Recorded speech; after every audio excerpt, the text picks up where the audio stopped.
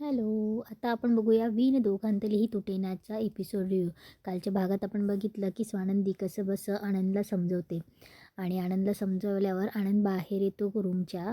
आता स्वानंदीला आनंद आणि निकिता त्यांच्या बिल्डिंगच्या खाली सोडवायला आलेले असतात. तेव्हा निकिता बोलते की थँक्यू स्वानंदी, तू नसतीस तर मी काय केलं असतं. तेव्हा आनंदही बोलतो की खरंच थँक्यू स्वानंदी बहिणी. तेव्हा स्वानंदी बोलते की मी काय म्हणते आता थँक्यू, हे आभार वगैरे मारणं हे नको करायला, आपल्याला रडायला वगैरे. आपल्याला खूप काम असणार आहे आता. आपल्याला सगळ्या गोष्टी खूपच जास्त विचार करून कराव्या लागणार आहे. आणि स्पेशली आनंददादा, तुम्हाला राजवाड्यांची शपथ आहे, ओके. तेव्हा निकिता स्वानंदीला सॉरीही बोलते की तिच्याकडनं खूप बोललं जातं म्हणून. तेव्हा स्वानंदी तेच बोलते की अंडरस्टँड करू शकते मी या गोष्टी, तुम्ही सॉरी वगैरे नका म्हणू. आणि आता मी जाते, खूप उशीर झाला आहे म्हणून स्वानंदी चालली जाते. स्वानंदी रिक्षातनं येत असते, तेवढ्यात तिला समरचा फोन येतो. तेव्हा समर बोलतो की अहो कुठे आहेत तुम्ही. तेव्हा स्वानंदी बोलते की रिक्षात येतेच आहे मी. तेव्हा समर बोलतो की अहो किती वेळ झाला आहे. तेव्हा स्वानंदी बोलते 10 मिनिटात पोहोचतेच मी. तेव्हा समर बोलतो ठीक आहे ना तिकडे सगळं. तेव्हा स्वानंदी बोलते हां ठीक आहे. तेव्हा समर बोलतो काय एवढंच ठीक आहे. तेव्हा स्वानंदी बोलते की अजून काही विचारायचं आहे का तुम्हाला, ऐकायचं आहे का. तेव्हा समर बोलतो नाही नाही, मला काय विचारायचं असणार आहे. तेव्हा स्वानंदी बोलते हां मग ठीक आहे सर्व. तेव्हा समरही बोलतो की बरं ठीक आहे. तेव्हा स्वानंदी बोलते ठेवू मग फोन मी. तेव्हा समरही बोलतो की ओके. इकडे मल्लिका, अर्पिता आणि अंशू हॉलमध्ये असतात. तेव्हा मल्लिका बोलत असते की पारंपरिक दागिने काय मिळाली, उडायलाच लागली, असे पंख छाटेल ना तिचे. तेव्हा अंशूही बोलतो की Maugham please give me one chance, असे पंख छाटेल ना तिचे तर आकाशाकडे परत बघणारही नाही. तेवढ्यात स्वानंदी येते. तेव्हा मल्लिका बोलते आलीस स्वानंदी, अगं आम्ही तुझी वाटच बघत होतो, काळजी करत होतो. तेव्हा मल्लिका स्वानंदीला सांगत असते की कसं आहे ना स्वानंदी, आपल्या घरात आहे ना एक कार्य धड होत नाही. आज काय एवढ्या हौशीने आईंनी तुझ्यासाठी सुवर्णप्रधान सोहळा तुझ्या वाढदिवशी ठेवला होता आणि काय बघ ना काय झालं ते. आणि स्वानंदी काय गं स्वानंदी कशी गं तू, आपला नवरा किती टेन्शनमध्ये. समरला खूप वाईट वाटले.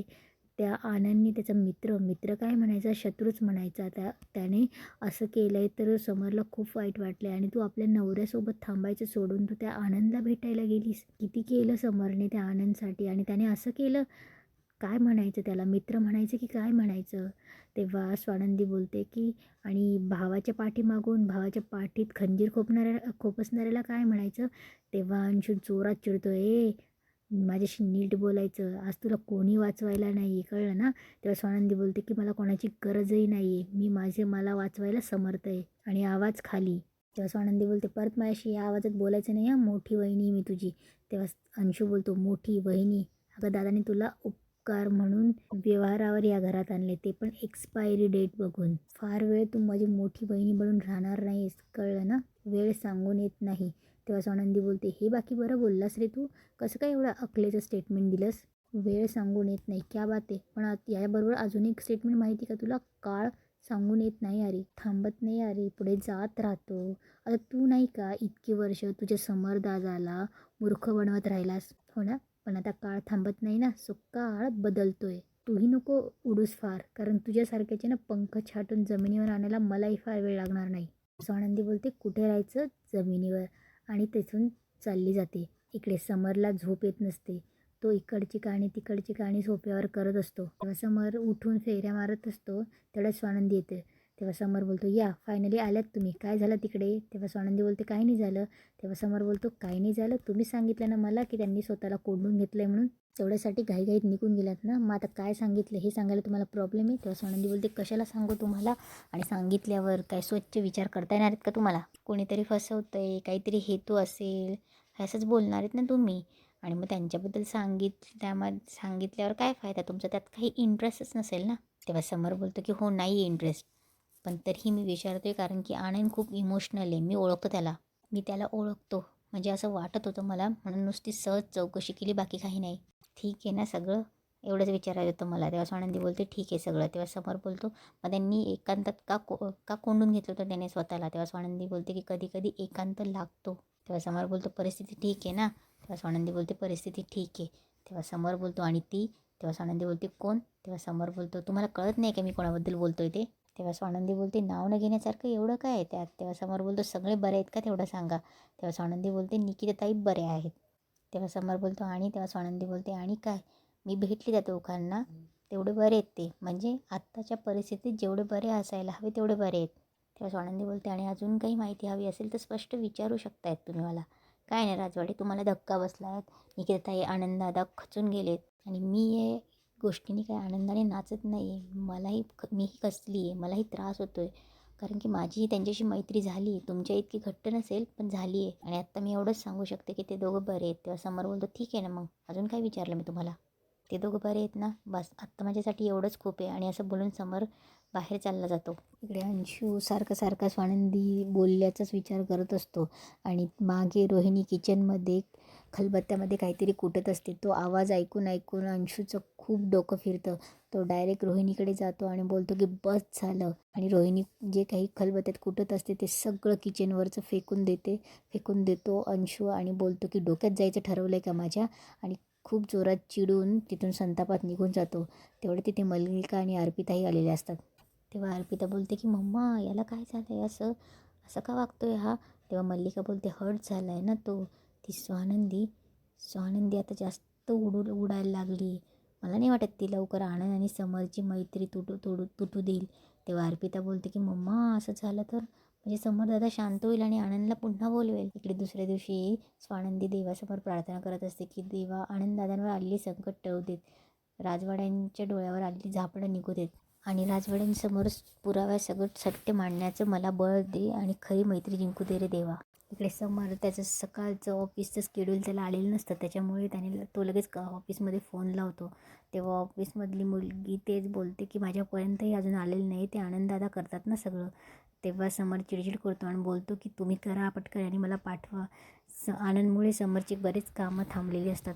इकडे आनंद विचार करत बसलेला असतो. त्याला मल्लिका सारखं तिचं बोलणं आठवत असतं की मल्लिका बोलते की किती पगार आहे तुला, 2.5 लाख ना, मी तुला 10 लाख पगार देईल, तू माझ्यासाठी काम कर म्हणून. तेव्हा आनंदला तेही आठवतं की त्याला किडनॅप केल्यावर त्याच्याकडनं लिहून घेतात की, तेव्हा आनंद बोलतो की मी सगळं हे लिहून द्यायला तयार आहे, पण मला तुम्ही सोडाल ना. तेव्हा स्वानंदी बोललेलं पण आठवतं की आपण नवीन कारस्थानाला बळी पडलेलो आहोत, फ्रेम केलं आहे तुम्हाला. आनंद हे सगळं विचार करत असतो. तेवढ्यात निकिता येते. निकिता आनंदला विचारात बघून बोलते की आनंद ठीक आहेस ना तू. तेव्हा आनंद बोलतो की मला ना आता स्वानंदी वहिनी म्हणाली ते पटायला लागले. आपल्याला फ्रेम करण्यामागे नक्कीच काकूचा हात आहे.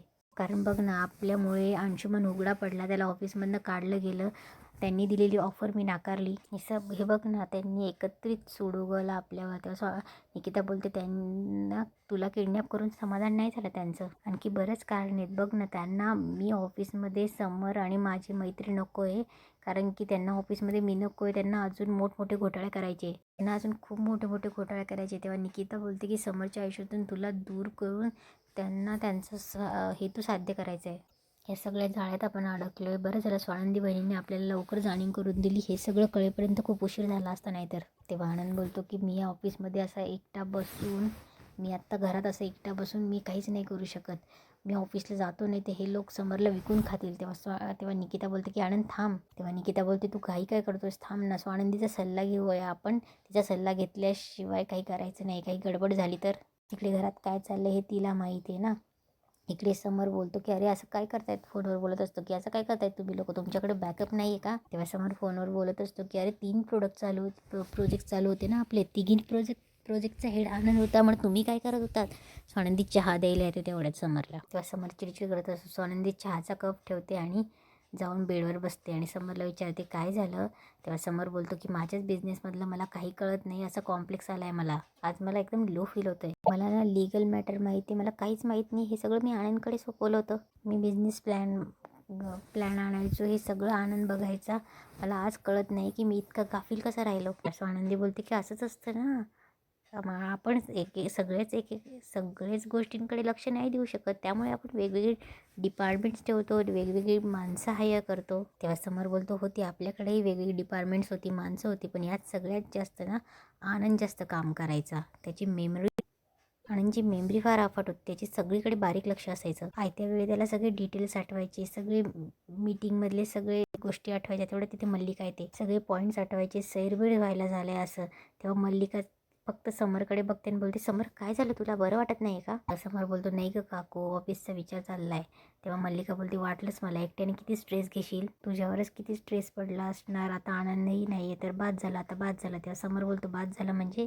तेव्हा मल्लिका बोलते की आता तू एकट्यानेच नाही स्ट्रेस घ्यायचा, एकट्याने किती राबणार आहेस अजून, तुला ना मदतीची गरज आहे, हेल्पिंग हँडची गरज आहे. आनंद गेल्यापासून एकट्यावर पडते कळते मला, पण आता कोणाला पण घेशील ना बघ, हां विश्वासू माणसालाच घे. मी काय म्हणते, अंशुमनला परत आज ऑफिसमध्ये बोलवलं तर? तेवढ्यात स्वानंदी बोलते, नको, म्हणजे तक्रार निवारण अधिकारी म्हणून मला असं वाटते की आपल्या ऑफिसमध्ये महिलांना आपण एक रूल ठरवून दिलेत ना, की त्यात पुरुषांनी जर त्या महिलांना त्रास दिला असेल तर आपण त्यांना पुन्हा घेत नाही, असं ठरवलं आहेत ना आपण. मग आता अंशुमनच्या बाबतीत आपण केलं तर लोक काय म्हणतील की अंशुमन सरांचा भाऊ आहे म्हणून सर पक्षपात करतायत, तसं म्हणून चालणार नाही आपल्या स्टाफने. तेव्हा मल्लिका बोलते, स्वानंदी आपला अंशुमन सुधारलाय आता. तेव्हा स्वानंदी बोलते, मान्य काकू, पण अनफॉर्च्युनेटली आपल्या स्टाफला माहीत नाही आहे ना, आणि असे अजून ती गोष्ट जुनी नाही झाली आहे ना, लोकांना तर सगळं आठवतच राहतं.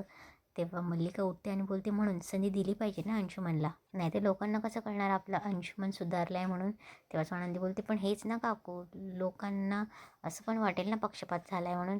आता राजवाड्यांनी मला बोलण्याची संधी दिली म्हणून मी बोलते, पण अंशुमनने अंशुमनला संधी मिळावी म्हणून मला ऑफिसमधल्या बायकांचं कॉम्प्रोमाइज हे योग्य नाही वाटत आहे, त्यांची सेफ्टी. तेव्हा मल्लिका बोलते, काय सेफ्टी कॉम्प्रोमाइज? तेव्हा मल्लिका बोलते की स्वानंदी हे बघ, श्वेताचं सोड, ते झालं तर ते चूकच होतं, पण तू अशी म्हणतेस की बाकीच्या बायकांनाही त्याच्यापासून धोका आहे. तेव्हा स्वानंदी बोलते, बाकीच्या बायकांचं नाही माहिती, पण श्वेताचा गळा धरला होता ना त्याने, आणि हे उदाहरण तर बाकीच्या बायकांसमोर आहेच. तेव्हा मल्लिका बोलते, तेही खरंच आहे, अंशुमनकडून खरंच मोठी चूक झाली, पण तूच सांग त्याला ऑफिसपासून किती दिवस लांब ठेवायचं?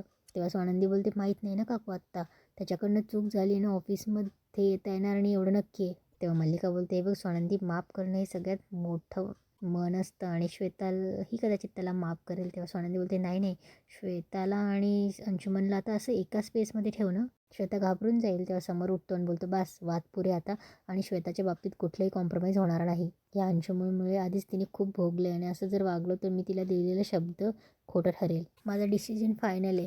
त्याची घरातली शिक्षा सुरू आहे ना स्वानंदी मॅडम? तेव्हा स्वानंदी बोलते, काय?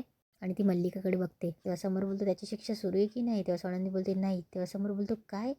तेव्हा स्वानंदी बोलते, त्याने स्वतःहून बंद करून घेतली आहे ती शिक्षा. तेव्हा समोर बोलतो, कोणी थांबवली आणि अशी कशी थांबवली? तेव्हा स्वानंदी बोलते, त्याने त्याची थांबवली. तेव्हा समोर बोलतो, त्यानेच? वा, मग त्या शिक्षेला काय अर्थ आहे, आणि तुम्ही अशी कशी थांबवू दिली त्याची शिक्षा? तेव्हा समोर बोलतो, त्याला त्याची शिक्षा परत सुरू करायला लावा. तिथेच आजचा एपिसोड संपतो.